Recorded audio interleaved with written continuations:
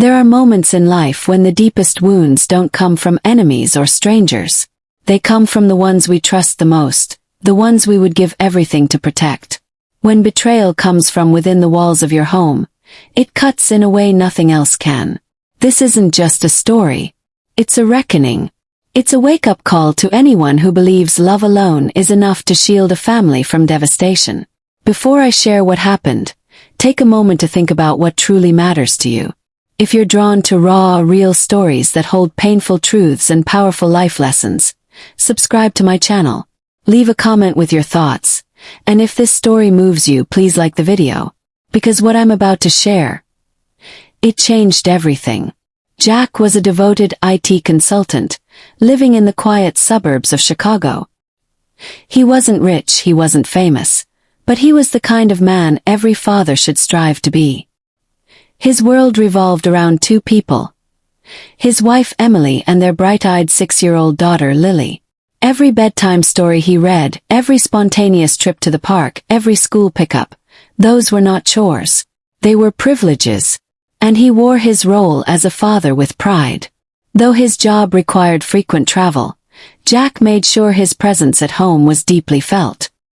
He pre-recorded stories for Lily when he'd be away. He left notes in her lunchbox. He always made it back in time for birthdays, dance recitals, and quiet Sunday mornings. Lily was his heartbeat, and Emily, he believed, was the backbone of their home. So when a significant opportunity came up in New York, a potential career milestone, Jack saw it as one more way to provide a better life for his family. Before he left, he cooked Lily's favorite meals, wrote out a clear daily routine for Emily, and kissed his daughter goodnight with a kind of warmth that only comes from unconditional love. But something about Emily's goodbye unsettled him. Her hug was stiff. Her eyes were distant. Her kiss felt forced, like a performance for a play she no longer believed in. Jack chalked it up to stress, maybe the strain of parenting while he was away. He had no idea that he was walking out of his home for the last time as the father of a living child. Because no sooner had Jack left, Emily dropped her mask. She changed her clothes, applied heavy makeup, cancelled the babysitter she'd promised to arrange, and walked out the door. Lily, still napping in her room, was left completely alone. Later that evening, Lily woke up. The house was eerily quiet. Confused and scared, she called out for her mom. No answer. Hunger eventually led her into the kitchen, where a tragic accident occurred. Details remain hazy, but what's certain is this: Lily was critically injured. A neighbor heard the screams and called 911. Back in New York, Jack was seated at a formal business dinner when his phone rang. He answered with a smile, expecting a call from Emily or maybe even a sweet good night from Lily. But the voice on the other end wasn't familiar. It was a nurse, calm but urgent. "Your daughter's been in an accident. She's in critical condition. We need your consent for an emergency transfusion. Please come immediately." In that moment the world stopped. Jack dropped everything, literally.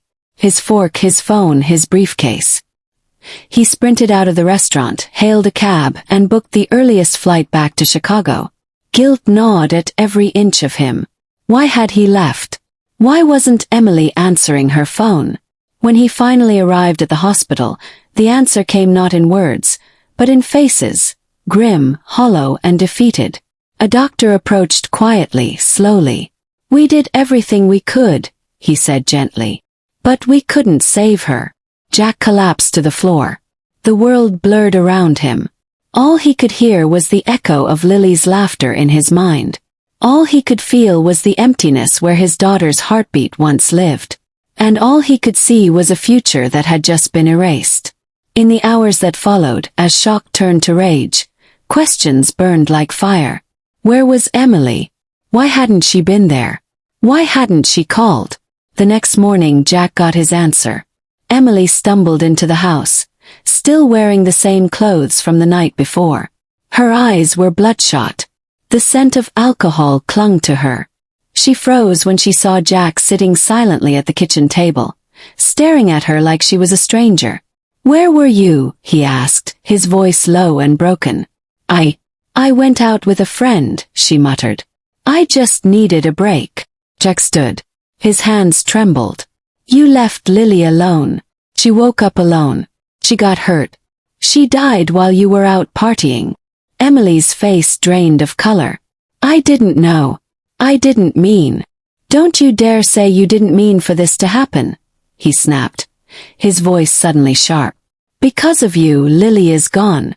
Because of your selfishness, our daughter is dead. Silence fell. Heavy. Immovable. Unforgiving.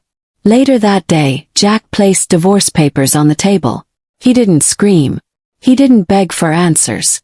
There was nothing left to say. The woman he once loved had vanished. And in her place stood a stranger who had taken everything from him. Jack never truly found peace after that.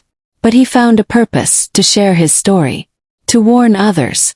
Because sometimes the people closest to us, the ones we love, the ones we trust with everything, are the ones who can destroy our world in a single careless act.